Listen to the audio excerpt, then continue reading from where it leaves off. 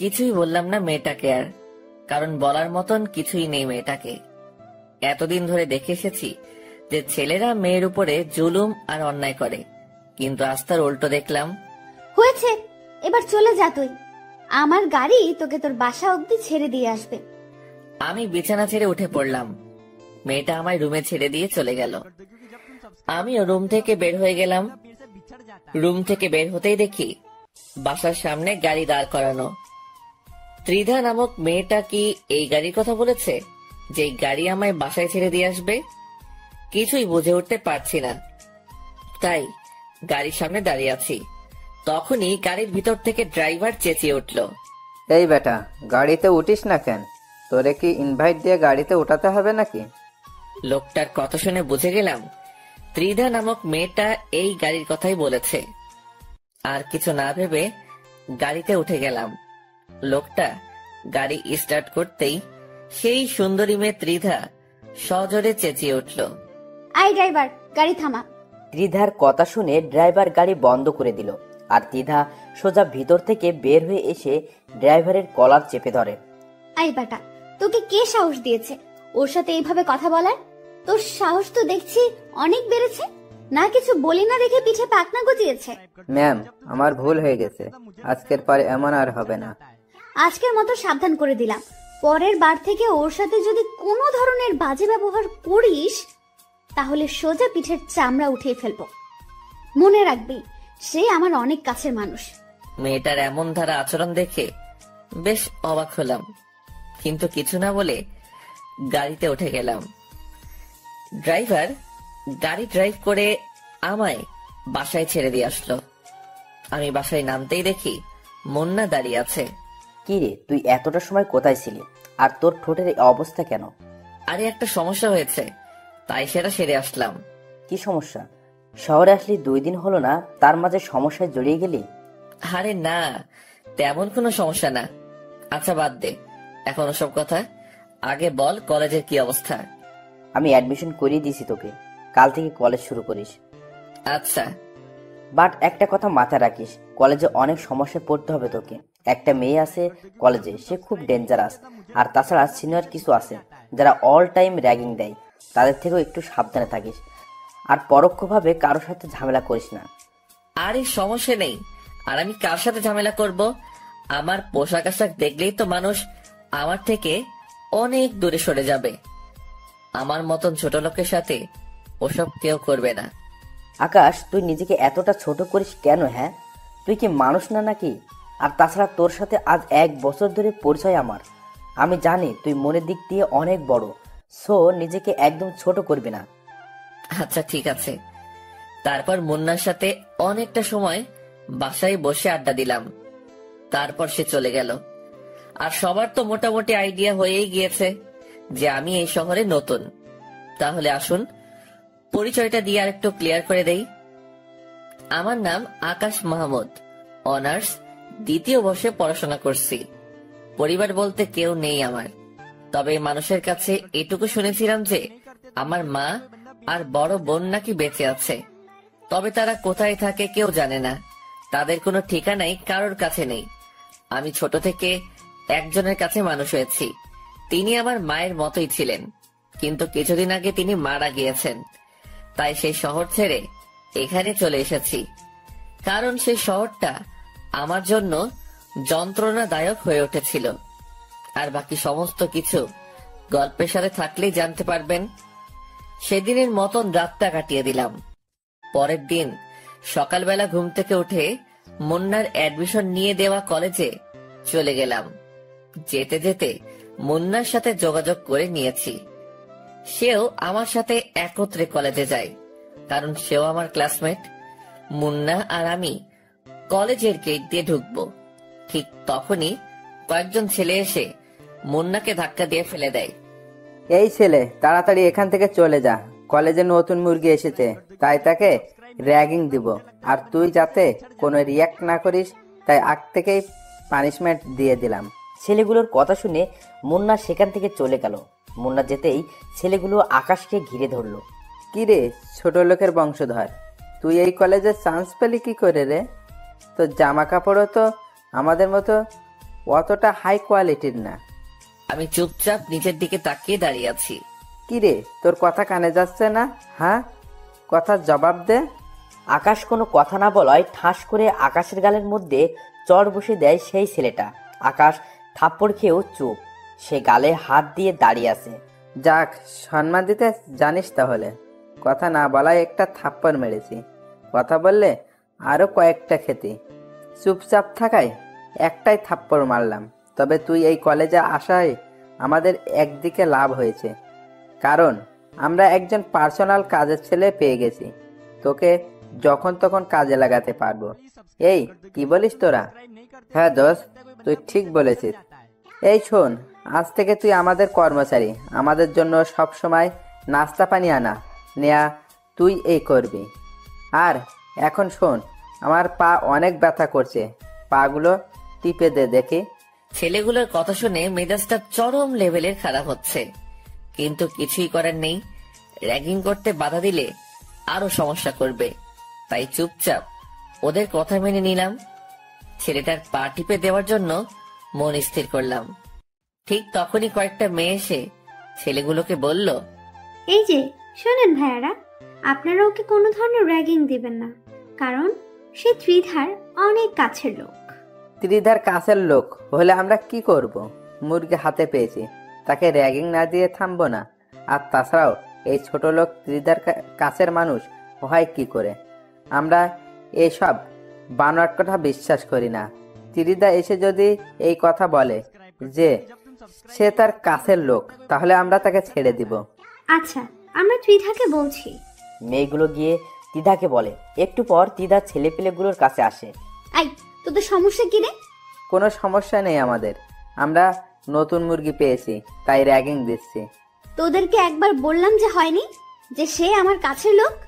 মানে কি ত্রিধা, এই ছোট লোক তোমার কাছের কেউ? এই কথা যেন কোনো মতেই বিশ্বাস করতে পারছি না। তোদের বিশ্বাস হচ্ছে না তো? দাঁড়া, তোদের বিশ্বাস করাচ্ছি। তিধা আকাশের কাছে এসে ওকে জড়িয়ে ধরে সবার সামনে তার ঠোঁটের মধ্যে কিস বসিয়ে দেয়। এই দৃশ্য দেখে পুরো কলেজ হাঁ করে তাকিয়ে আছে আকাশ আর তিধার দিকে। পুরো কলেজের সকলকেই তাক লাগিয়ে দিয়েছে তিধার এমন কর্মকাণ্ড। সবার চোখ জোড়া কপালে উঠে গেছে তিধার আচরণে। কিছুক্ষণ পর তিধা আকাশকে ছেড়ে দেয়। কিরে, এবার বিশ্বাস হলো তো? তিধার প্রশ্নের উত্তর দেওয়ার পরিস্থিতিতে যেন কেউ নেই, সবাই হতভম্ব হয়ে দাঁড়িয়ে আছে। কিরে, সবার মুখের বুলি কোথায় গেল? ত্রিধা, কি করে সম্ভব এমনটা? কি করে সম্ভব সেটা তো নিজের চোখেই দেখলি, তাহলে এবার ছাগলের মতো চেঁচাচ্ছিস কেন? তিধার কথা শুনে সবাই চুপচাপ হয়ে যায়, কারণ তিধার মুখের উপরে কথা বলবে এমন কারোর বুকের পাটা হয় নাই। আয় ছেলে, চল তুই আমার সাথে। তিধা আকাশের হাত ধরে টানতে টানতে একটা জায়গায় নিয়ে গিয়ে বসায়। আকাশ চুপচাপ বসে আছে।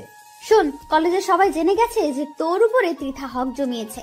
আজকের পর আর কেউ সাহস করবে না তোর সাথে বেয়াদবি করার। আর তোর গাল লাল হয়ে আছে কেন? তার মানে কি সেই ছেলেগুলো তোকে র্যাগিং দিয়েছে? আমি চুপচাপ দাঁড়িয়ে আছি, কোনো কথা না বলে। জলদি কথার আনসার না পেলে চরম রাগ উঠে আমার।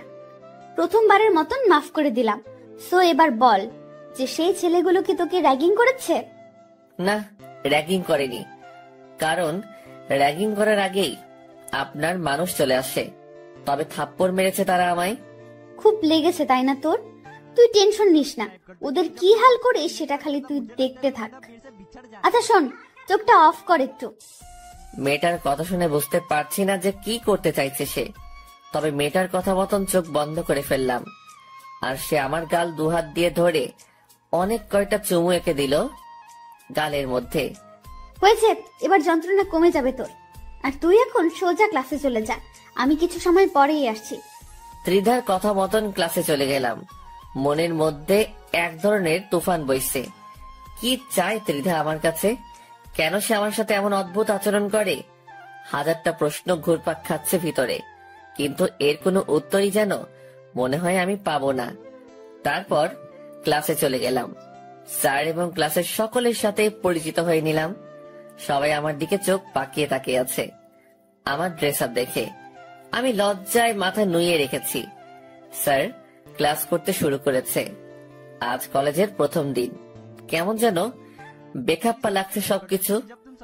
তবে আশা করি সেটা সময়ের সাথে সাথে চলে যাবে। মুন্না আমার পাশেই বসেছে।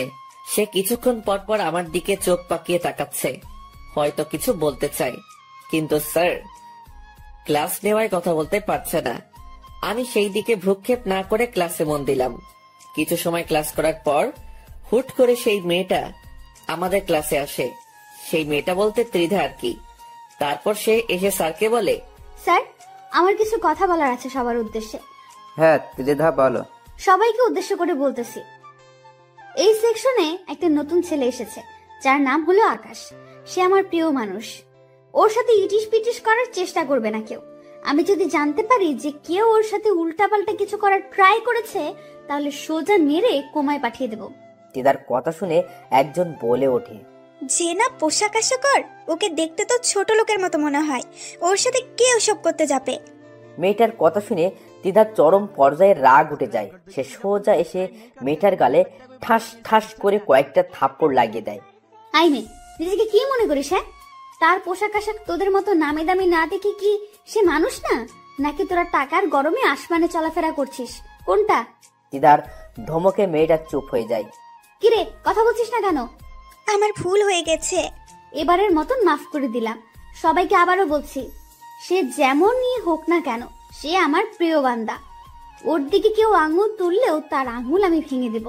আর তোমরা সবাই ওর দেখাশোনা করবে, কারণ আমি এই সেকশনের স্টুডেন্ট না।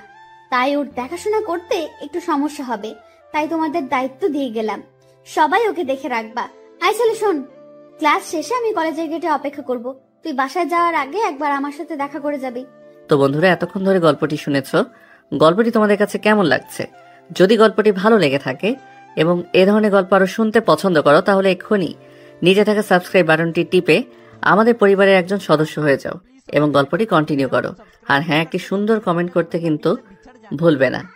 তিধা সবার উপরে তার হুকুমত চালিয়ে চলে গেল। এদিকে ক্লাসের সবাই এবং স্যার সহ টাসকি খেয়ে আছে তিধার কথায়। কারোর মুখে কোনো সাউন্ড নাই, আর সাউন্ড করবেই কি করে? তিধার কথায় পুরো ক্যাম্পাস চলে। তিধার কাছে কলেজের সিনিয়ররাও র্যাগিং খায়। ক্লাসরুমটা পুরো নিস্তব্ধ হয়ে গেছে মুহূর্তের মধ্যে। স্যার ক্লাসের পরিবেশ ফিরিয়ে আনতে লেকচার দেওয়া শুরু করে। সবাই স্যারের লেকচার শোনায় মন দেয়। দেখতে দেখতে অনেক কয়টা স্যার এসে এসে ক্লাস শেষ করিয়ে গেল। ছুটির ঘন্টা বাজিয়ে দিয়েছে। সবাই টেবিল থেকে নিজের ব্যাগ উঠিয়ে কাঁধে নিয়ে নিল। তারপর যে যার মতন চলে যেতে শুরু করলো। আচ্ছা আকাশ, একটা কথা বলতো, তিধা তোকে নিয়ে কি শুরু করেছে? আর কিসের প্রিয় মানুষ দাবি করেছে তোকে? সে তো আমি নিজেও জানি না কোথাকার প্রিয় মানুষ, কোনখানের প্রিয় মানুষ। তুই যদি নাই জানিস, তাহলে ক্লাসরুমে এসে এভাবে সবাইকে শাসিয়ে গেল কেন? আরে মুন্না, সত্যি আমি কিছু জানি না। আচ্ছা, না জানলে আর কি করা, চল এবার বাড়ি চলে যাই। মুন্না, তোর কি মনে নেই যে সে আমায় ক্লাস শেষ করে দেখা করতে বলেছে? ও হ্যাঁ, যা গিয়ে দেখা করে আয়। আচ্ছা, আমি গিয়ে দেখা করে আসছি, তুই একটু দাঁড়া। মুন্নাকে দাঁড় করিয়ে রেখে ত্রিধার কাছে চলে গেলাম। কলেজের মোট দুটো গেট, একটা দিয়ে আমরা বের হব, আরেকটা দিয়ে সেই সুন্দরী ত্রিধা নামক মেয়েটা বসে আছে।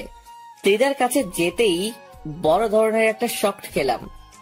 ত্রিধা সেই ছেলেগুলোকে মেরে সারা শরীরে মায়ের ছাপ টুকে দিয়েছে।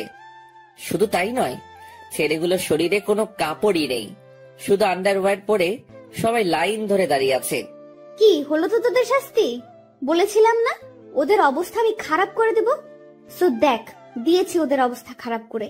তোর গালে থাপ্পড় দেওয়ার ফল ওরা পেয়েছে। মেয়েটার কথা শুনে বুকটা ধড়ফড় করছে। কি করে সম্ভব এসব?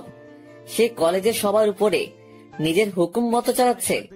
কেউ ভয়ে তার মুখের উপরে একটা কথাও বলছে না। সবকিছু যেন মাথার উপর দিয়ে যাচ্ছে আমার। কিরে, কথা বলছিস না যে? আচ্ছা থাক, কথা বলতে হবে না। তুই একটা কাজ কর, তুই গা থেকে শার্টটা খুলে ফেল। ত্রিধার কথা শুনে চমকে উঠলাম। কি সব বলছে এই মেয়ে আমাকে? আমি চুপ করে দাঁড়িয়ে আছি। কিরে, কথা কানে জানি তোর? তোকে বলেছি গা থেকে শার্টটা খুলতে। আমার অনেক লজ্জা লাগছে, প্লিজ আমাকে এভাবে শাস্তি দিয়েন না। আমি কোনো ভুল করে থাকলে আপনি আমার গায়ে হাত তুলতে পারেন। আকাশের কথা শুনে তিধা এবার সেই রকমের রেগে যায়। সে আকাশের কলার ধরে এক টান দিয়ে তার শার্ট ছিঁড়ে ফেলে। কথা বেশি বলিস যে, এটা তার ফল। ভালোই ভালোই আমার কথা শুনলে এমনটা করতে হতো না আমাকে। সো এবার দেখি, আমার কাছে আয়। আমি ঠাই সেখানে দাঁড়িয়ে আছি, লজ্জায় মাথা কাটা যাচ্ছে মতন অবস্থা। আশেপাশে যারা ছিল সবাই আমার দিকে চোখ পাকিয়ে তাকিয়ে আছে। তুই কি আমার কাছে আসবি নাকি আবার অন্য পন্থা অবলম্বন করতে হবে আমাকে? ত্রিধার এমন কথা শুনে তাড়াতাড়ি ওর কাছে চলে গেলাম। না হয় এবার কি করে বসবে কে জানে। তার কাছে যেতেই সে আমার কোমরে তার 2 হাত দিয়ে পেঁচিয়ে ধরলো। তারপর বুকের মাঝখান বরাবর পাগলের মতন চুমু খেতে শুরু করলো। যাদেরকে ত্রিধা শাস্তি দিয়েছে তারা চোখ পাকিয়ে তাকিয়ে আছে আমাদের দিকে। তখনই ত্রিধা বলে ওঠে, আই, তোরা এদিকে তাকিয়ে তাকিয়ে কি দেখছিস? হ্যাঁ, জীবনে কি আর কোনোদিন রোম্যান্স দেখিসনি মনে হয়? তাড়াতাড়ি সব কয়টা চোখ নামা, না হয় সব কয়টা চোখ তুলে নিব একদম। ত্রিধার ঝাটকি খেয়ে ছেলেগুলো নজর ফিরিয়ে দেয়।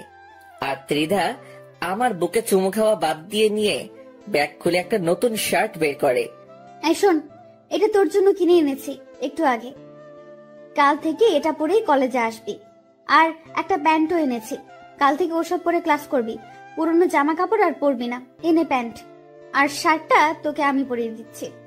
তারপর ত্রিধা আমায় নিজের হাত দিয়ে শার্টটা পরিয়ে দেয়। আমার ভিতরে যেন প্রবল বেগে তুফান বইছে। মেয়েটা কেন এসব করছে? সে আমার কাছ থেকে কি চায়? এই ছেলে, এত কি ভাবছিস? হ্যাঁ, ত্রিধার কথায় হুঁশ ফিরে আসে। না না, কিছু না। কিছু না হলেই ভালো। এবার দেখি, আমার পাশে এসে বস। চুপচাপ তার পাশে গিয়ে বসলাম।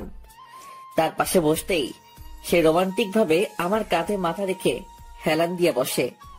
মেয়েটার আচরণ দেখে আমি যেন কোনো এক শূন্য মহাশয়ে ভাসছি, যেখানে কোনো কিছুর অস্তিত্ব নেই, যেখানে আছে শুধু এই মেয়ের আশ্চর্যজনক ভালোবাসা। আচ্ছা শোন না, ওদেরকে কি মাফ করে দিব? আমি তো জানি না, ওদের বিষয়ে আপনি না ভালো বলতে পারবেন। আই, তোকে বলতে বলেছি, সো তুই বলবি। আচ্ছা আচ্ছা, মাফ করে দিন। আই, তোরা চলে যা, তোদের মুক্তি মিলে গেছে। আমার প্রিয় তোদেরকে মাফ করে দিতে বলেছে। ত্রিধার কথা শুনে ছেলেগুলো চলে গেল। শুধু আমি আর ত্রিধা সেখানে বসে আছি। ঠিক তখনই হুট করে পেছন থেকে কেউ একজন এসে আমাকে ধাক্কা মারে। আমি সেভাবে প্রস্তুত না থাকায় ধাক্কার প্রেসারে মাটির উপরে গিয়ে ছিটকে পড়লাম। আমার সাথে সাথে ত্রিধাও পড়ে গেল। মাটি থেকে উঠে ঘাড় ঘুরে পিছনে তাকাতেই অবাক হয়ে গেলাম, কারণ যে আমায় ধাক্কা দিয়েছে সে আর কেউ না, সে হলো মুন্না। কিন্তু সে হঠাৎ আমায় এভাবে ধাক্কা দিয়ে ফেলে দিল কেন? এটার রহস্যই যেন খুঁজে পেলাম না। মুন্না, কি করলি এটা তুই? আকাশ, সরি, আই এক্সট্রিমলি সরি। বিশ্বাস কর, আমি ভেবেছিলাম যে তুই আমায় না জানিয়ে অন্য কারোর সাথে ইটিস পিটিস করছিস, কিন্তু আমি জানতাম না যে এটা আমাদের কলেজের সেই লিডার মেয়ে। আর তাছাড়া আমি মস্কারি করে ধাক্কা দিয়েছি, আমি ভাবতেও পারিনি যে তোরা এভাবে পড়ে যাবি। মুন্না, এভাবে কেউ মস্কারি করে? হ্যাঁ, কারোর যদি কোনো ক্ষতি হয়ে যেত তখন কি করতি? সত্যি আমি বুঝতে পারিনি রে। আচ্ছা থাক, হয়েছে।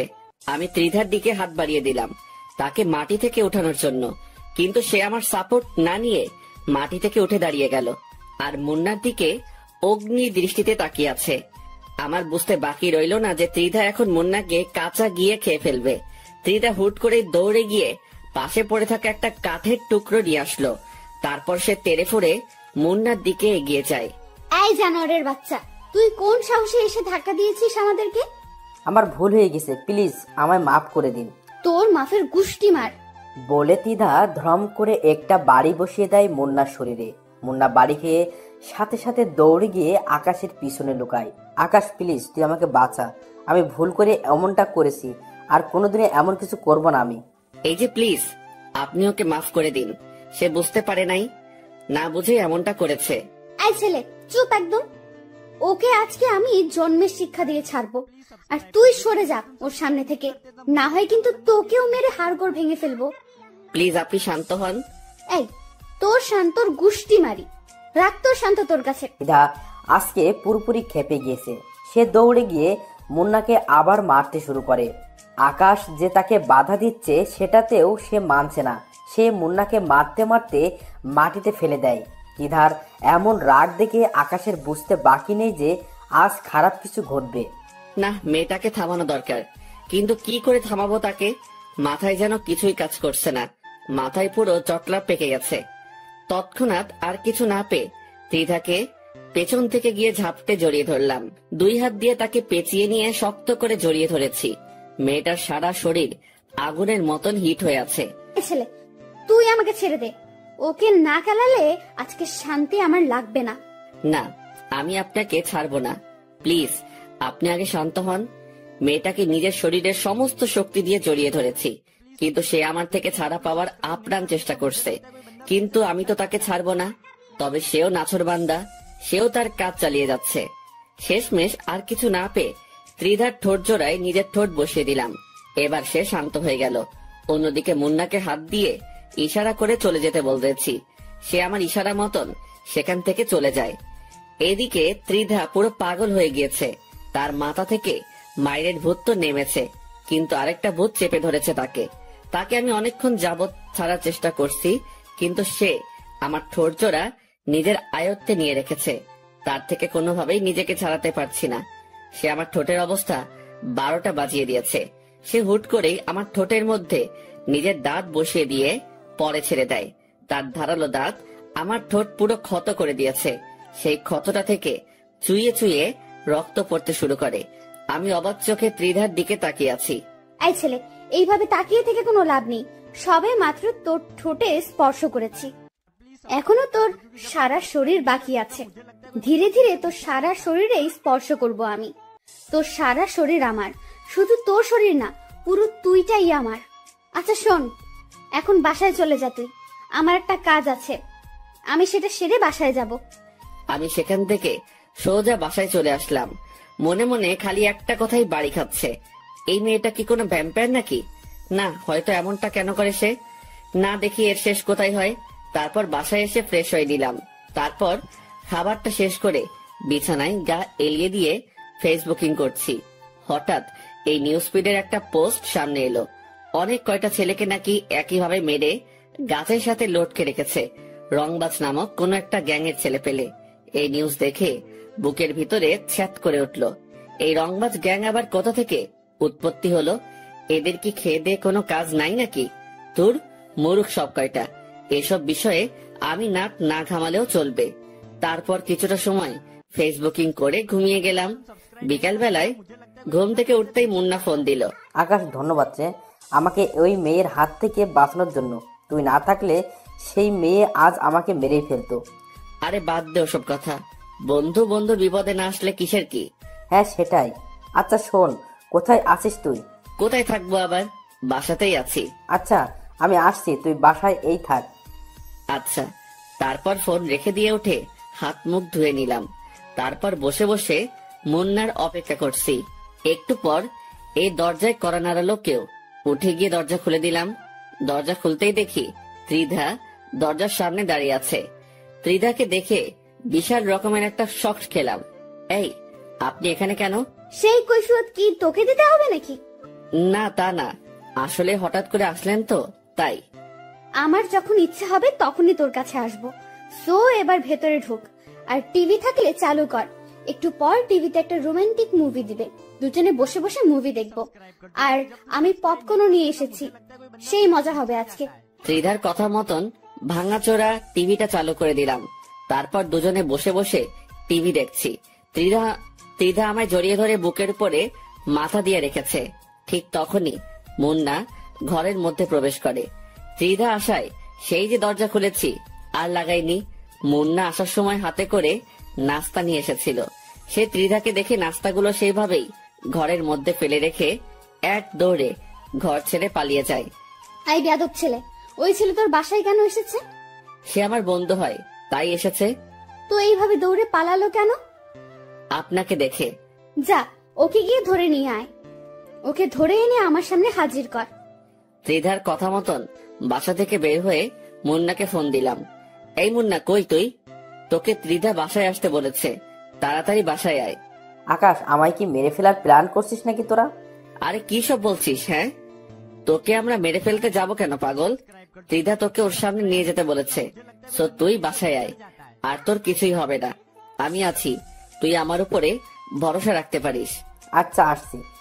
কিছুক্ষণ পর মুন্না বাসায় আসে, তাকে নিয়ে ত্রিধার কাছে গেলাম। এই যে শোন, তোর বেয়াদবির শাস্তি তোকে ভালোভাবে দিতে পারিনি, সো এখন তুই আমাদের জন্য কফি বানা কিচেনে গিয়ে। আমি আর আকাশ বসে বসে মুভি দেখব। আমি তো কফি বানাতে পারি না। পারিস কি পারিস না সেটা তোর ব্যাপার। তোকে বলেছি কফি বানিয়ে আনতে, সো কফি বানিয়ে আন, না হয়তো তোর রক্ত কফির মগে নিয়ে পান করব। দিদার কথা শুনে মুন্না তাড়াতাড়ি কফি বানাতে চলে যায়। অন্যদিকে আকাশ গিয়ে তিধার পাশে চুপ করে বসে পড়ে। কিরে, তোর সমস্যাটা কোথায়? কই, কিসের সমস্যা? তুই এভাবে বসেছিস কেন? শুরুতে কি এভাবে বসেছিলি? না। তাহলে আগের মতো আমায় জড়িয়ে ধরে বস। ত্রিধার কথা মতন ওকে আবার জড়িয়ে ধরলাম। সেও আমায় জড়িয়ে ধরে বুকের মধ্যে মাথা রাখলো। ভিতরে কেমন যেন এক ধরনের তুফান বইছে। মনে হচ্ছে যেন নিজের প্রিয় মানুষটাকে বুকে জড়িয়ে নিয়ে রেখেছি, কিন্তু সত্যি তো এমনটা না। কারণ ত্রিধার চাওয়া পাওয়া কি সেটাই বুঝতে পারছি না। এসব নিয়ে ভাবছিলাম, তখনই মুন্না কফি বানিয়ে নিয়ে এলো। ত্রিধা মুন্নার হাত থেকে কফি নিয়ে এক চুমুক দিতেই তার চেহারার রং পরিবর্তন হয়ে যায়। সে কফির মগ আর কফি সহ ফিক্কা দিয়ে ফেলে দেয়। তোদের দিয়ে আসলেই কোনো কাজ হবে না, তুই আসলেই একটা গাধা। তোর মতন গাধা দুনিয়ার জন্য একটা বোঝা। মুন্না মাথা নুইয়ে রেখেছে, ভিতরে ভিতরে সে ভয়ে মরে যাচ্ছে। আচ্ছা শুন, তুই গাধা হোস আর যাই হোস না কেন, আকাশের দেখাশোনা আজ থেকে তুই করবি। ওর চলাফেরায় যেন কোনো ধরনের সমস্যা না হয়, তার সমস্ত প্রয়োজন তুই পূরণ করবি। তার জন্য যত টাকার প্রয়োজন হয় আমাকে জানাবি তুই। দিদার কথা শুনে আকাশ আর মুন্না দুজনেই তাজ্জব হয়ে যায়। কি বলেছি মাথায় ঢুকেছে তোর? জি হয়েছে, এবার আমি চললাম। আর আকাশ, তুই কালকে তাড়াতাড়ি কলেজে চলে আসবি, আমি অপেক্ষা করব কলেজে। আচ্ছা। তারপর ত্রিধা চলে গেল। মুভি শেষ না করেই ত্রিধা যাওয়ার পর অনেকটা সময় মুন্না আর আমি আড্ডা দিলাম বলতে ত্রিধার বিষয় নিয়েই কথা বলেছি। তারপর রাতে মুন্নাও চলে যায়। পরের দিন সকালবেলায় উঠে ফ্রেশ হয়ে কলেজে চলে গেলাম। রিক্সা করে কলেজে যাচ্ছি, প্রায় পৌঁছে গিয়েছে কলেজে। হঠাৎই দেখি কালকে সেই ছেলেগুলো পথ আটকে দাঁড়িয়ে আছে, যাদেরকে তৃষা মেরেছিল। সেই ছেলেগুলো প্লাস আরো অনেক ছেলে পেলে আছে তাদের সাথে, সবার হাতে লাঠি সোটা। তাদেরকে দেখে আমি রিক্সা থেকে নেমে গেলাম। মামুর বেটা, আজ তোকে পেয়েছি। তোর জন্য গতকাল ত্রিধার কাছে মার খেয়েছি আমরা, সো আজ তার প্রতিশোধ নিব। আজ তোকে জমের দ্বারে পাঠাবো, দাঁড়া তুই দেখি আজ তোকে কে বাঁচায় আমাদের হাত থেকে। আমি চুপচাপ দাঁড়িয়ে আছি, আর সামনে প্রায় 20 থেকে 25 জন ছেলে পেলে দাঁড়িয়ে দাঁড়িয়ে ভাবছি কি করব। এখান থেকে কি দৌড়ে পালিয়ে যাব, নাকি তাদেরকে প্রতিঘাত করব। ঠিক তখনই তাদের থেকে একটা ছেলে বলে ওঠে, এই মার শালাকে। আমি তখনও ডিসিশন নিতে পারিনি যে কি করব, কিন্তু তারা সকলেই আমাকে মারার জন্য আমার দিকে তেড়ে ফুড়ে আসছে। আর আমি হাবলার মতন তখনও দাঁড়িয়ে আছি, কিন্তু হঠাৎ করে ছেলেপেলেগুলো আমার দিকে এগিয়ে না এসে উল্টো রাস্তা ধরে দৌড়াতে শুরু করলো। কিরে, কি হয়েছে ওদের? কিছুই তো বুঝে আসছে না, কাকে দেখে তারা এমন উল্টো দৌড়াচ্ছে। আমি কৌতূহল করে পিছনে ফিরতেই দেখি ত্রিধা প্রায় শতাধিক ছেলেপেলে নিয়ে আমার পিছনে দাঁড়িয়ে আছে। এই ভয়াবহ দৃশ্য দেখে কলিজার পানি যেন মুহূর্তের মধ্যেই শুকিয়ে গেছে আমার। অন্যদিকে যারা আমায় মারতে এসেছিল তারা দড়ি ছেঁড়া গরুর মতন ছুটাছুটি করছে। কে কোন দিক দিয়ে পালাবে দিশকুল পাচ্ছে না। তখনই ত্রিধা চেঁচিয়ে উঠল, এই তোরা সব কয়টাকে ধরে এনে আমার সামনে হাজির কর। তিধার কথা মতন তার ছেলেপিলেগুলো তাদের পিছনে ছুটে যায় যারা পালাতে ধরেছে, আর তিধা এসে আকাশের সামনে দাঁড়ায়। এই ছেলে, তুই ঠিক আছিস তো? হ্যাঁ, আমি ঠিক আছি। ভাগ্যিস, আর একটু দেরি করলে অনেক বড় সমস্যা হয়ে যেত। আল্লাহ বড় বাঁচিয়েছে তোকে, যে আমি সময় মতো চলে এসেছি।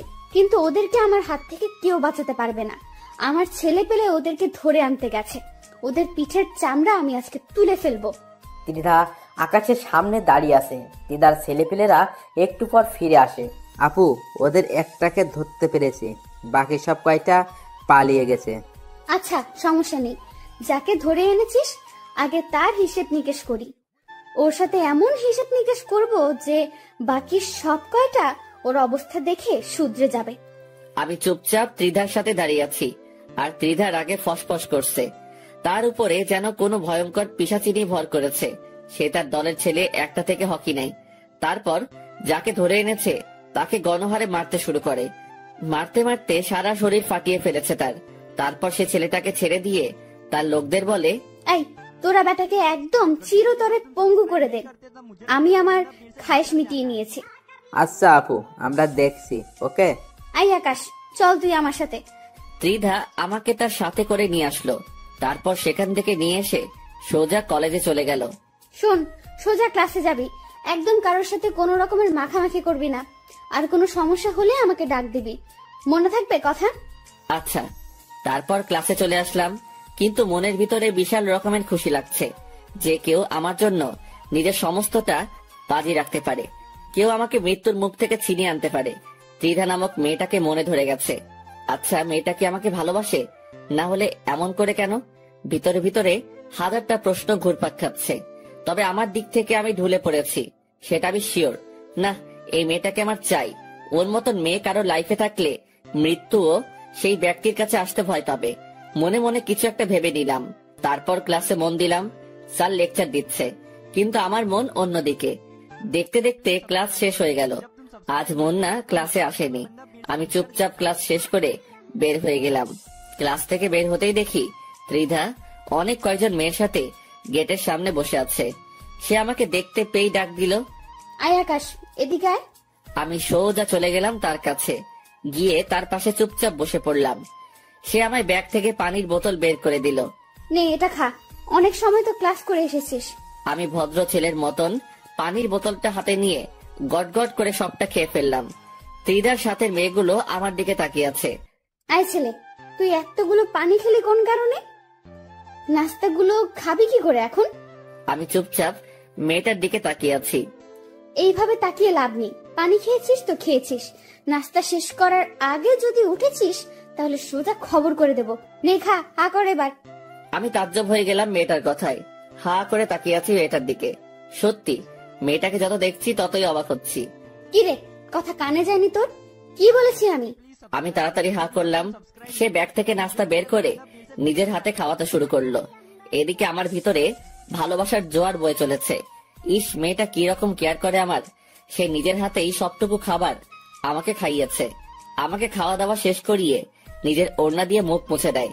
সেটা দেখে তার সাথের একজন মেয়ে বলে ওঠে, ত্রিধা, তুই কি পাগল হয়ে গেছিস? সে কখন থেকে দেখছি তুই এই ছোট লোকটার খাতির যত্ন করছিস। তোদের মাঝে কি কিছু চলছে নাকি? আমাকে বলতো।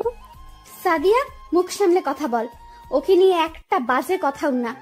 আর তার সাথে আমার কিছু চলছে কি চলছে না তা দিয়ে তোদের কাজ কি? বাপরে, তুই তো দেখি অনেক পরিবর্তন হয়ে গেছিস ত্রিধা। এই ছেলে কি এমন জাদু করেছে তোকে, তুই আমাদের সাথে এভাবে কথা বলছিস? সাদিয়া, আবারও বলছি, মুখ সামলে। আর তোরা এখন যা এখান থেকে, ওর সাথে আমার কিছু কাজ আছে। ওকে, ঠিক আছে, চলে যাচ্ছি, কিন্তু মনে রাখিস এই ছেলে তোর মান ইজ্জত ডুবাবে। সেটা সে সময় দেখা যাবে, এখন তোরা যা তো। আমি ত্রিধার ব্যবহার দেখে হা করে তাকিয়ে আছি তার দিকে। যেই মেয়ের এত পাওয়ার, সেই মেয়ে আমার মতন একটা ছেঁচড়ার পিছনে ঘুরছে। শুধু তাই নয়, সেই মেয়ে আমার জন্য তার ফ্রেন্ডদেরও পিছু দিতে দুবার ভাবেনি।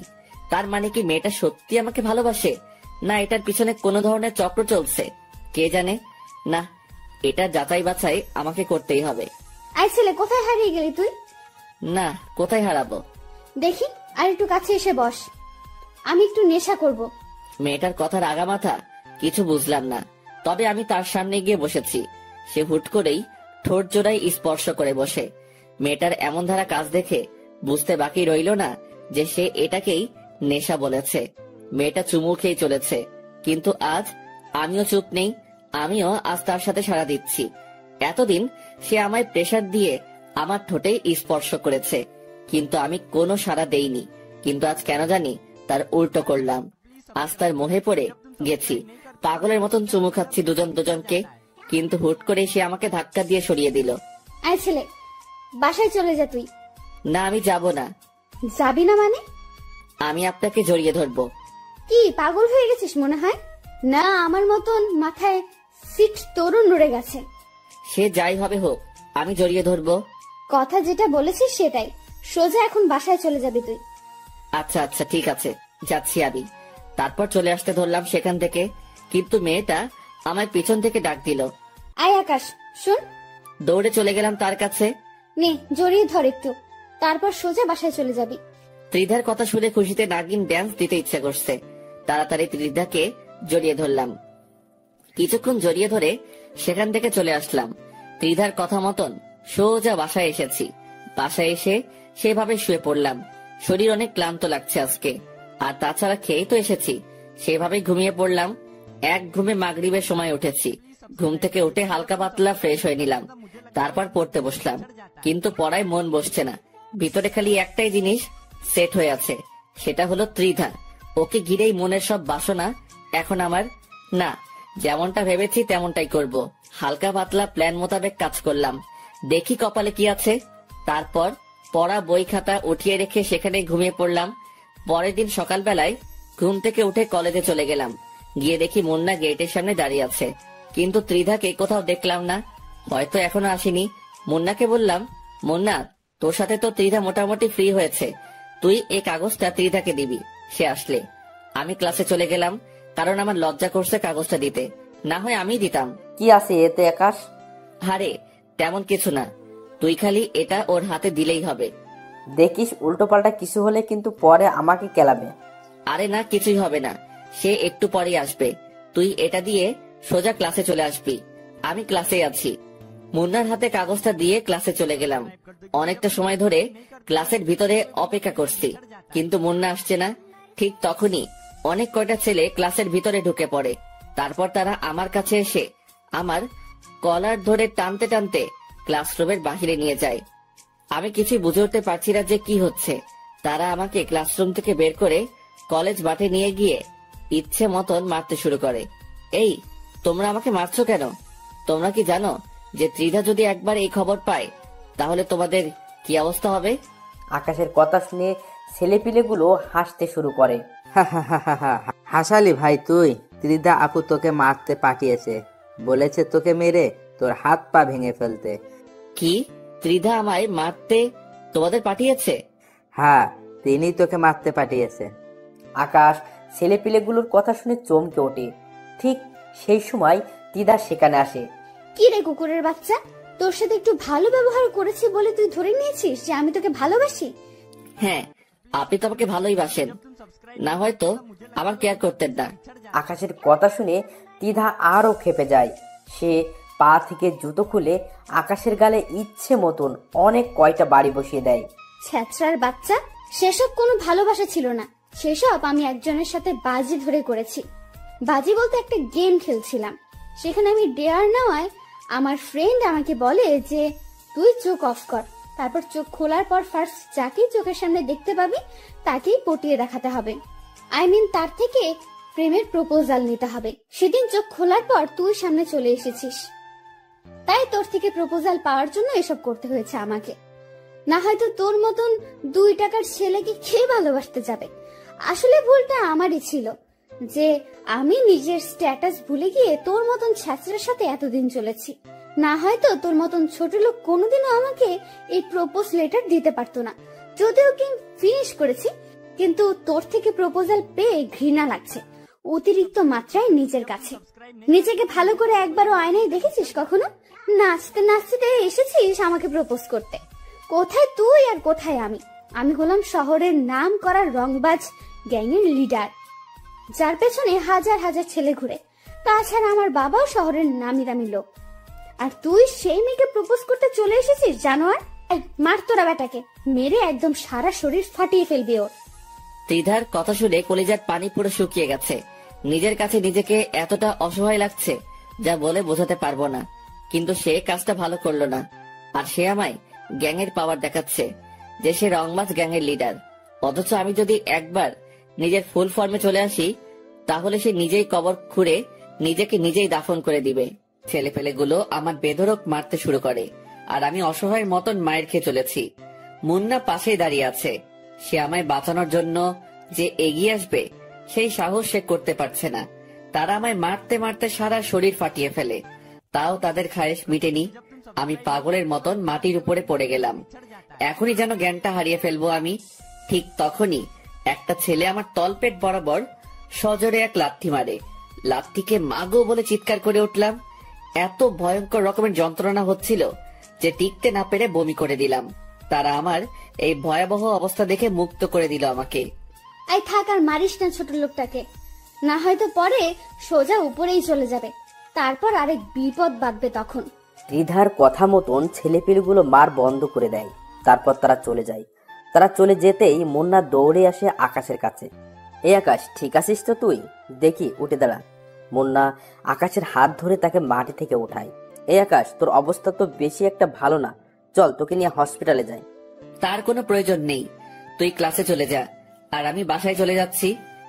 এই আকাশ, তুই কি পাগল হয়ে গেলি? হ্যাঁ, তোর শরীরের অবস্থা একবারও দেখছিস তুই?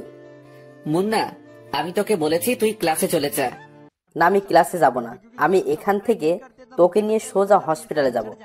এই মুন্না, তোকে আমি বলেছি হসপিটালে যেতে, তুই তারপরেও আমার মুখের উপরে কথা বলছিস কোন সাহসে? খুব জোর চেঁচিয়ে বলে। মুন্না আকাশের ভয়ঙ্কর চেহারা দেখে ভয় পেয়ে যায়। আচ্ছা আচ্ছা, আমি ক্লাসে যাচ্ছি, কিন্তু প্লিজ তুই সোজা গাড়ি নিয়ে বাসায় চলে যা। হ্যাঁ, আমি বাসায় চলে যাব, তুই এখন ক্লাসে যা। আচ্ছা, চললাম। মুন্না ক্লাসে চলে গেল, আর আমি সেখান থেকে চলে আসলাম।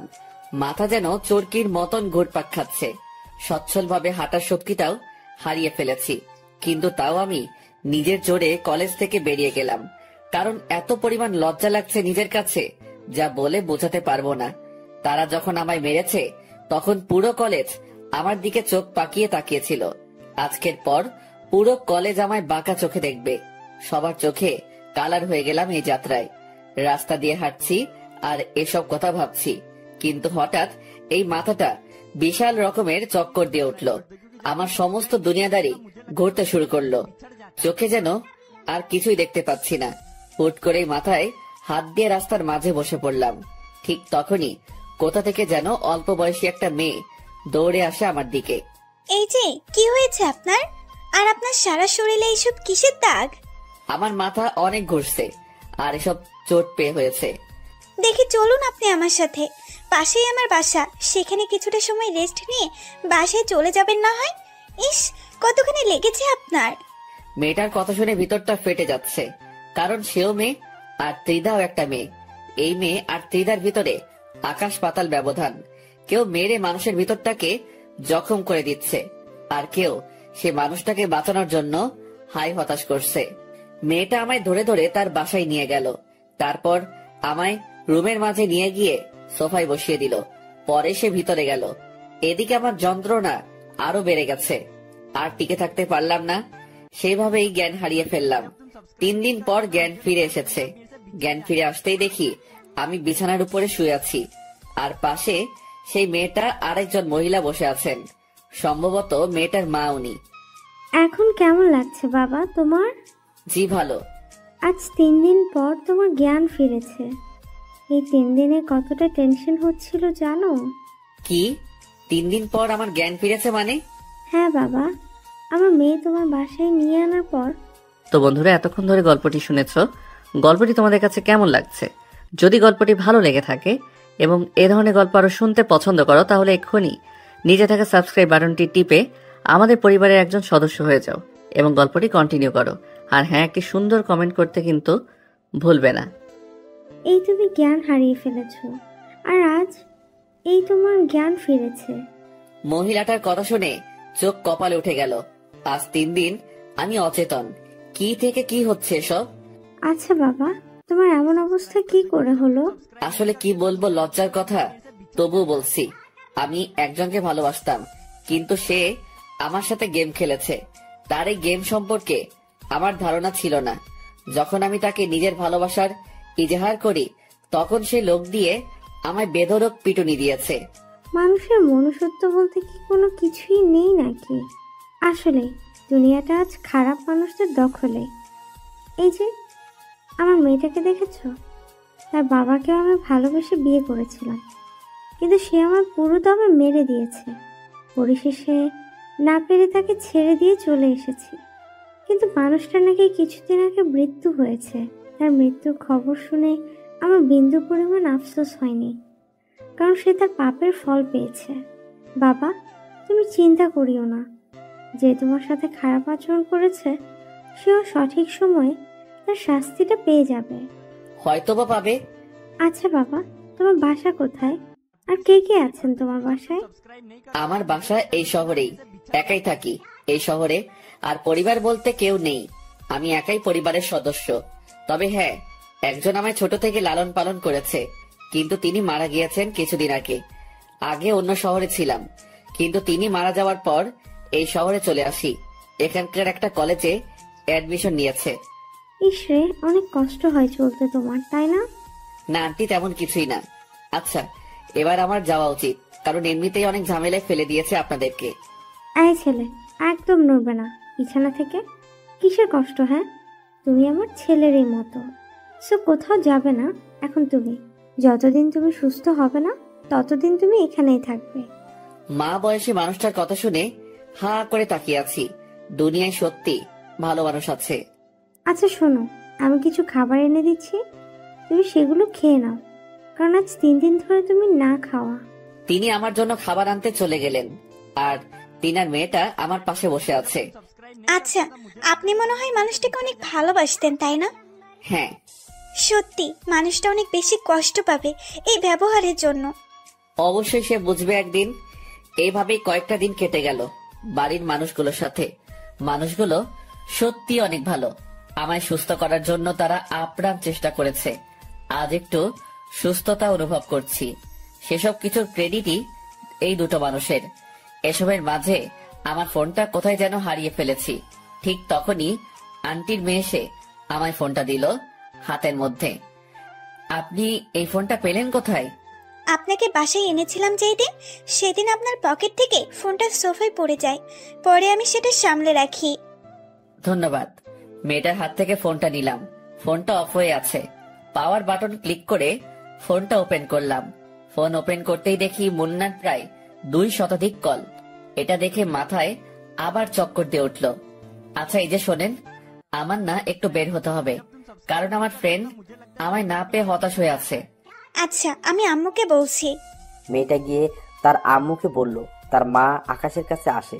এই ছেলে, কোথায় যাবে তুমি? আমার একটু কলেজে যেতে হবে, কারণ আমার ফ্রেন্ড অনেক চিন্তা করছে আমার জন্য। আচ্ছা ঠিক আছে, কিন্তু কলেজ থেকে সোজা আবার এখানে ফিরে আসবে। আর তুমি যাওয়ার সময় সাথে করে তিন্নিকে নিয়ে যাবে, কারণ তোমার অবস্থা ভালো না। তিন্নি সেই মেয়েটার নাম যে আকাশকে তার বাসায় এনেছে। আচ্ছা। তারপর তিন্নিকে সাথে নিয়ে কলেজে চলে গেলাম, আর মুন্নার নাম্বারে মেসেজ করে বললাম কলেজ মাঠে আসতে। যদিও সে এখন কলেজে থাকবে, কারণ এখন কলেজ টাইম। কলেজে গিয়ে অপেক্ষা করতে লাগলাম মুন্নার জন্য। একটু পর মুন্না ক্লাসরুম ছেড়ে বের হয়ে আসলো। এই আকাশ, এতদিন কোথায় হাওয়া হয়ে গেছিলি তুই? তোর বাসায় গিয়ে খোঁজ করে এসেছি, কিন্তু তোর কোনো খোঁজ পাইনি। আর তাছাড়া নাম্বারে তো কতবার কল দিয়েছি তা আল্লাহ জানে। আরে ছিলাম এক জায়গায়। আচ্ছা বাদ দে এখন সব কথা, কি খবর বল। হ্যাঁ আছি কোন রকম। তোর কি অবস্থা? আর তোর পাশে কি উনি? আমি ভালো আছি, আর সে হবে একজন। ছাড় ওনার কথা, চল কোথায় গিয়ে বসে কথা বলি। তারপর মুন্না আর আমরা সহ কলেজের গন্ডিতেই একটা বড় গাছ আছে, সেটার নিচে গিয়ে বসলাম। তারপর সেখানে বসে অনেকটা সময় কথাবার্তা বললাম। আচ্ছা থাক মুন্না, তুই আজকের মতন চলে যাই, কালকে থেকে আবার কলেজ রানিং করব। আচ্ছা ঠিক আছে। মুন্নাকে বিদায় দিয়ে আমি আর তিন্নি চলে আসতে ধরলাম। ঠিক তখনই দেখি গেটের সামনে ত্রিধা দাঁড়িয়ে আছে অনেক কয়টা মেয়ের সাথে। সে আমাকে দেখে হা করে তাকিয়ে আছে আমার দিকে। আমি তাকে দেখেও না দেখার ভান করে মাথা নুয়ে বের হয়ে গেলাম, কিন্তু সে পিছন থেকে এসে আমার শার্টের কলার ধরে টান দিল। কিরে ছোট লোক, তুই আবারও এই কলেজে? তোর কি লজ্জা শরম বলতে কিছুই নেই নাকি? না মার খেয়েও তোর শিক্ষা হয়নি কোনটা, আর সাথে দেখি সুন্দরী মেয়ে নিয়েও ঘুরছিস। কলার ছাড়েন, আমি বাসায় যাব, আর আমি কাকে নিয়ে ঘুরবো সেটা আমার বিষয়। কি তুই আমার মুখের উপরে কথা বলিস? তোর সাহস তো দেখি অনেক বেড়ে গেছে। সাহসের কিছুই দেখেননি এখনো, সো ভালোই ভালোই নিজের কাজ করেন। ত্রিধা আকাশের কথা শুনে চরম লেভেলের রেগে যায়। সে আকাশের গালে ঠাস করে একটা থাপ্পড় বসে দেয়। কিন্তু তার আগেই তিন্নি তার হাত ধরে ফেলে। এই মেয়ে, হেটামগুলো অন্য কোথাও গিয়ে দেখা। ওনার গায়ে একটা ফুলের টোকা লাগলেও হাত ভেঙে গলায় ঝুলিয়ে দেব। এই মেয়ে, কে তুই? আর তুই কোন সাহসে আমায় বাধা দিস? এখন তো খালি বাধা দিয়েছি, পরের বার সোজা গালের চামড়া তুলে ফেলবো। শোন, সবার উপরে হুকুম মতো চলে না, মাথায় রাখবি। সো চললাম এবার। এই, আপনি চলেন। তিন্নি আকাশকে নিয়ে সেখান থেকে চলে আসে। তিন্নির আচরণে দ্বিধা পুরো রেগে মেগে আগুন। সে পিছন থেকে চেঁচিয়ে বলে, তোরা আজ দুইটা বাসায় যাস কি করে তা আমিও দেখব। একবার তো ছোট লোক তোকে মেরেছি, এবার আবার মার খাবি তুই। তোর সাথে সাহসী বডিগার্ডটাকেও দেখে নিব। দ্বিধার কথা শুনে তিন্নি যেতে যেতে পিছনে ফিরে বলে, ঠিক আছে, দেখা দেখি তোর ক্ষমতা।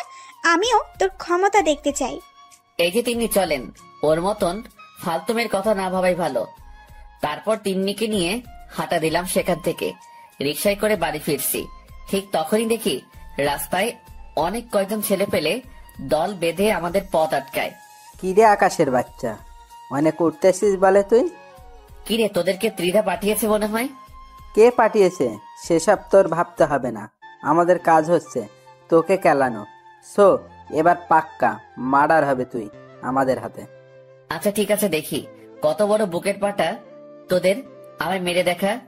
তিন্নি, আপনি রিক্সায় বসুন, ওদেরকে আমি দেখছি। আকাশের কথা শুনে ছেলেপিলেগুলো আরো খেপে যায়। বেশ কয়েকজন ছেলেপিলে তেড়ে ফুড়ে আসে আকাশকে মারার জন্য। আকাশ চুপচাপ দাঁড়িয়ে আছে। যেই না ছেলেপিলেগুলো আকাশের সামনে আসে, তখনই সব কয়টা লাশ হয়ে মাটির উপরে আসতে পড়ে। এই দৃশ্য দেখে সবাই থতমত খেয়ে যায়। বিশেষ করে যারা আকাশকে মারতে আসে, তাদের কলিজার সমস্ত পানি যেন শুকিয়ে গেছে। তারা বুঝে উঠতে পারছে না যে কি ঘটছে তাদের সাথে। যেই সামনে এগোচ্ছে আকাশকে মারার জন্য, সেই মরা লাশ হয়ে মাটিতে পড়ে আছে। কিরে, মারবি না তোরা আমায়? আয় মার দেখি এবার তোরা। এই ছেলে, কি চাল চলেছিস তুই? তাড়াতাড়ি বল আমাদের, না হয় কিন্তু অনেক খারাপ হয়ে যাবে। আরে শোন, আমার কোনো চাল চালার প্রয়োজন হয়নি। চাল চালার আগেই তোদের অনেকের অবস্থা নরকে পরিণত হয়ে গেছে। আর চাল চাললে তো এখন আমার সাথে দাঁড়িয়ে কথা বলার পরিস্থিতিতে থাকতে পারতি না। মানে কি? কে তুই? আর আমাদের ছেলেপেলের এমন ভয়ঙ্কর অবস্থা হচ্ছে কেন? আমি কে সেটা শুনলে তোরা নিজেরাই আজরাইলকে ডেকে এনে বলবি তোদের জান কবজ করে দিয়ে যেতে। তুই কিন্তু অতিরিক্ত করে ফেলছিস, এর ফল কিন্তু তোকে ভোগ করতে হবে। আর তুই আমাদের কিছু সংখ্যক ছেলেকে মেরে নিজেকে মহান কিছু দাবি করিস না। মনে রাখিস, এখনো আমার পিছনে অনেক কয়জন ছেলেপেলে দাঁড়িয়ে আছে। আরে পাগলা, তুই আমাকে ছেলে পেলের পাওয়ার দেখাচ্ছিস না? চুপ করে আছি দেখে পেয়ে বসেছিস কোনটা? যেমনটা ভাবিস তুই, কিন্তু এটা পাকাপোক্ত ভাবে লিখে রাখ যে আজ আমার ছেলেপেলের হাতেই তোর মৃত্যু হবে। আচ্ছা ঠিক আছে, সে না হয় তুই মারিস আমাকে, কিন্তু একবার ভালো করে নিজের পিছনে তাকিয়ে রাখতো। আকাশের কথার মতন ছেলেটা পিছনে ফেরে, কিন্তু সে পিছনে ফিরতেই তার নজর সেদিকে আটকে যায়। কারণ সে দেখতে পায় যে তার ছেলেপেলের পিছনে বিশাল একটা রাক্ষসের দল দাঁড়িয়ে আছে। সব কয়টার হাতে মেশিন, যে মেশিন তারা বাপের জন্মেও চোখে দেখেনি। কি রে, কিছু দেখতে পেলি? আকাশের কথা শুনে ছেলেটা জায়গায় দাঁড়িয়ে থরথর করে কাঁপতে শুরু করে। ভাই, কে তুই? আর দানবের মতো ছেলেপেলে গুলো কে? আগেই তো বললাম যে আমি কে সেটা জানলে নিজেই ইনভাইট দিবি আজরাইলকে। আর দানবের মতন ছেলে পেলে গুলোর কথা বলছিস তো, ওরা তোদের রক্ত চুষতে এসেছে।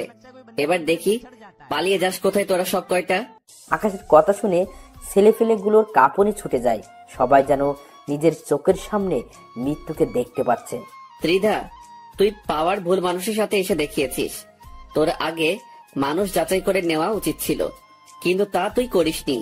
পোশাক দেখেই মানুষকে বিবেচনা করেছিস তুই। সেটার ফল এবার তোকে ভোগ করতে হবে।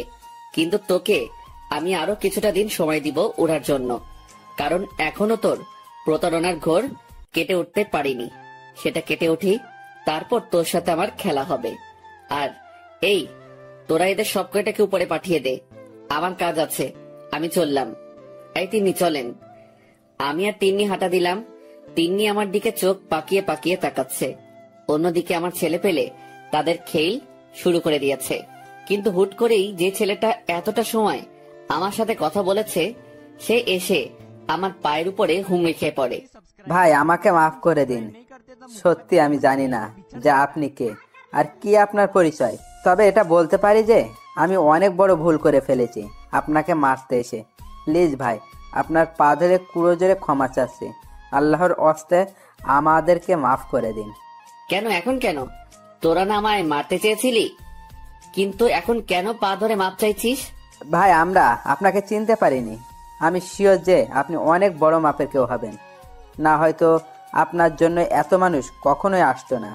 আর তাছাড়াও যারা এসেছে তাদেরকে দেখে মানুষ বলে মনে হচ্ছে না, তাদেরকে দেখেই মনে হচ্ছে যেন তারা কোনো বনের হিংস্র হায়েনা। তারা রক্তের নেশায় বন ছেড়ে লোকালয়ে উঠে এসেছে। ভাই প্লিজ আপনার পা দুটো ধরে মাফ চাচ্ছি। আজকের পর কোনোদিন আর এই দুঃসাহস করব না। আচ্ছা ঠিক আছে, যা, মাফ করে দিলাম। কিন্তু কিন্তু কি কিন্তু ভাই?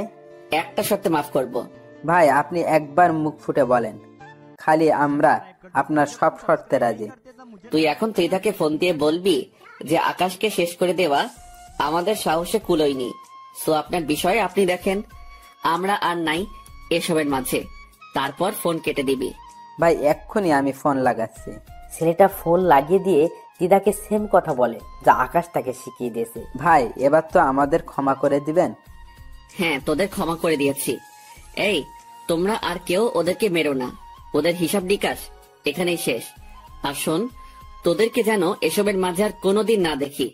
আর যারা এখন আমায় মারতে এসে নিজেকে শেষ করেছে, তাদের লাশ জানাজা দিয়ে মাটির নিচে দাফন করে দিবি। ভাই আপনার হুকুম যেমন করেছেন আমরা তেমনই পালন করব। আকাশের কথা মতন ছেলেপিলেগুলো তাদের সহপাঠীদেরকে নিয়ে চলে যায়, আর আকাশের ছেলেপিলেরাও চলে যায়। এদিকে আকাশ রওনা হয় তিন্নিকে নিয়ে বাসার উদ্দেশ্যে। যেতে যেতে তিন্নি আকাশকে জিজ্ঞাসা করে, আচ্ছা, আমার কিছু জানা ছিল। হ্যাঁ বলেন। আচ্ছা, আপনি কে বলেন তো? আর এত ছেলে পেলে আপনার পক্ষ হয়ে আসলো, তার মানেটা তো বুঝলাম না। সত্যিটা বলবো না মিথ্যা বলবো? অবশ্যই সত্যিটা বলবেন। আমি ঘুমিয়ে যাওয়া কোনো ভয়ঙ্কর চিতাবাঘ, যার পিছনে হাজার হাজার ছেলে পেলে কাজ করত, কিন্তু এখন সেসব কিছুতেই নেই। এখন একদম সাধারণ জীবন যাপন করছি, আর ছেলে পেলেগুলো আমার খবর পেয়ে এসেছে। ঘুমিয়ে যাওয়া ভয়ঙ্কর চিতাবাঘ বলতে কি বোঝালেন ঠিক বুঝলাম না। আর হাজার হাজার ছেলে পেলে কেন আপনার জন্য কাজ করত? সেসব না হয় পরে কোনো এক সময় জানতে পারবেন। এখন চলেন বাসায় যাই। আচ্ছা ঠিক আছে, চলেন। তিন্নিকে নিয়ে বাসায় চলে আসলাম। তিন্নির মা আর তিন্নি কেমন যেন আপন হয়ে গিয়েছে আমার। এই দুজন মানুষকে যখন ছেড়ে যাব আমি, তখন হয়তো মনের মধ্যে বিশাল পাহাড় সমান কষ্ট নিয়ে যেতে হবে। এসব ভাবতে ভাবতে বাসায় চলে আসলাম। বাসায় যেতেই দেখি আন্টি খাবার দাবার রেডি করে রেখেছে। মানুষটা একদম আমার লালন পালন করা মায়ের মতন। ওনাকে দেখে কেমন যেন মায়ের ফিল আসে। শুধু তাই নয়, অনেক কষ্ট হয় তাদের এই অবস্থা দেখে। স্বামী নেই, কতটা কষ্ট করে জীবন যাপন করছে তিনারা। মনে মনে ঠিক করে নিলাম যে এখান থেকে যাওয়ার আগে ওনাদের জন্য কিছু একটা করে যাব। বাসায় এসে ফ্রেশ হয়ে খেতে বসলাম। আন্টি খাবার বেড়ে দিচ্ছে। আন্টি আপনি আর তিন্নিও আমাদের সাথে খেতে বসেন। না বাবা, অনেক কাজ আছে, সেসব শেষ না করে খাওয়া দাওয়া করা হবে না। আরে বাদ দিন না কাজ, আগে আমার সাথে খেয়ে নিন দুটো করে, পরে না হয় কাজ শেষ করবেন। দরকার হয় আমিও আপনার কাজে সাহায্য করব। বাবা সত্যি তুমি লক্ষ্মী একটা ছেলে। তোমায় কে গর্ভে ধরেছে জানি না, তবে বড়াই করে বলতে পারি যে সেই মা সার্থক। হয়েছে, এবার তো খেতে বসুন। হ্যাঁ বাবা, বসছি। এই তিন্নি, খেতে আয় তুই, আজ তিনজন মিলে একসাথে খাবো। সবাই মিলে একসাথে খেতে বসলো। এভাবেই দেখতে দেখতে ওনাদের সাথে দিনটা কাটিয়ে দিল আকাশ। পরের দিন সকালে উঠে কলেজে চলে গেলাম। কলেজে যেতেই দেখি ত্রিধা গেটের সামনে দাঁড়িয়ে আছে। সে হয়তো আমার জন্যই অপেক্ষা করছিল এতটা সময়। আমি কলেজের গেট দিয়ে প্রবেশ করতেই সে আমার কলার ধরে টেনে কলেজের এক সাইডে নিয়ে যায়। জায়গাটা অনেক নীরব, কলেজের কারোর তেমন যাতায়াত নেই এই পথে। সে আমায় সেখানে নিয়ে গিয়ে হুট করে আমাকে ধাক্কা দিয়ে মাটির উপরে ফেলে দেয়। কিরে, তুই আমার ছেলে পেলেকে শাসিয়েছিস কোন সাহসে? নেতা হয়ে গেছিস তুই? হ্যাঁ, তুই আমায় চিনিস বেয়াদবের বাচ্চা? আমার আশেপাশে দাঁড়ানোর যোগ্যতাও তো তোর নেই, ছোট লোক কোথাকার। আমার বাবা শহরের নামি দামি লোক, আর তুই এসে আমার সাথে টক্কর নিস? আকাশ তিধার কথা শুনে মুস্কি মুস্কি হাসছে, কিন্তু তিধার রাগ উঠে যায় আকাশের আচরণে। সে আকাশের বুকে পাড়া দিয়ে তার কপালে পিস্তল ঠেকিয়ে ধরে। অন্যদিকে আকাশ মাটিতে অসহায়ের মতন পড়ে আছে, তার যেন প্রাণ ভোমরা মুখ দিয়ে বের হয়ে যাবে মতন অবস্থা। তিধার শরীরের সমস্ত শক্তি দিয়ে আকাশের বুকে পাড়া দিয়ে ধরেছে। ত্রিধা, তুমি কি আমায় মেরে ফেলবে? হ্যাঁ, মেরে ফেলতে চেয়েছিলাম, কিন্তু এখন কেন যেন মারতে ইচ্ছে করছে না তোকে। তবে কারণটা হয়তো তুই ভালো করে জানিস, যে তোর ঠোঁট জোড়া দেখলে আমি আর নিজেকে সামলে রাখতে পারি না। তো এখন কি করবে তুমি? মারলে একদম চিরতরে মেরে ফেলো তুমি আমায়। প্লিজ আমায় বাঁচিয়ে রেখে যন্ত্রণাগুলো আরো লাঘব করে দিও না। এই ছেলে, আমি কি করব সেটা তুই আমার উপরে ছেড়ে দে। তবে এখন তোর উপরে অত্যাচার করব আমি, আর তুই আমাকে তুমি করে বলছিস কোন সাহসে? আকাশ তিধার কথা শুনে চুপ হয়ে যায়, আর তিধা পিস্তল কোমরে গুজে আকাশের উপরে ঝাঁপিয়ে পড়ে। সে আকাশের ঠোঁট জোড়ায় নিজের ঠোঁট বসিয়ে দিয়েছে। মুহূর্তের মধ্যেই যেন তিধার হায়নার রূপ ধারণ করে নিয়েছে। সে আকাশের ঠোঁট কামড়ে ক্ষত বিক্ষত করে দিয়েছে।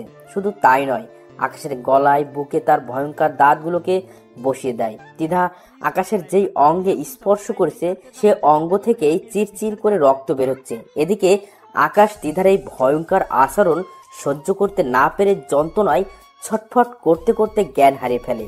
তিধা আকাশের এমন অবস্থা দেখে তাড়াতাড়ি তাকে ছেড়ে দেয়। তারপর ব্যাগ থেকে পানি বোতল বের করে আকাশের উপরে ছিটিয়ে দেয়। অনেকক্ষণ পর আকাশের জ্ঞান ফিরে আসে। সে আবার আকাশের উপর ঝাঁপিয়ে পড়ে। আজ তোর ধৈর্যের বাহিরে গিয়ে তোর উপরে অত্যাচার করব। কিন্তু আকাশ এবার আর চুপ করে থাকে না। সে শরীরের সমস্ত শক্তি দিয়ে তিধাকে ধাক্কা মারে। তারপর মাটি থেকে উঠে দাঁড়িয়ে যায়, আর তিধা ধাক্কার টাল সামলাতে না পেরে মাটির উপরে গিয়ে আছড়ে পড়ে। এই শরীর খেকর বংশধর, তুই নিজেকে কি মনে করিস? হ্যাঁ, বলেই ঠাস ঠাস করে কয়েকটা থাপ্পড় বসিয়ে দিলাম। অনেক অত্যাচার করেছিস, তাই এটা তোর প্রাপ্য। আর তোকে শুরুতেই বলেছি আমায় মেরে ফেল, কিন্তু তুই আমায় মারিসনি, বরং আমার কষ্ট আরো বাড়িয়ে দিয়েছিস। আর সেই কষ্টই এখন তোর জন্য কাল হবে। আজ তুই দেখবি আমার আসল রূপ। বলেই শরীর থেকে শার্টটা খুলে ফিক্কা দিয়ে মাটির উপরে ফেলে দিলাম। তারপর ত্রিধার উপরে ঝাঁপিয়ে পড়লাম অট্টহাসি একটা দিয়ে। হা হা হা হা।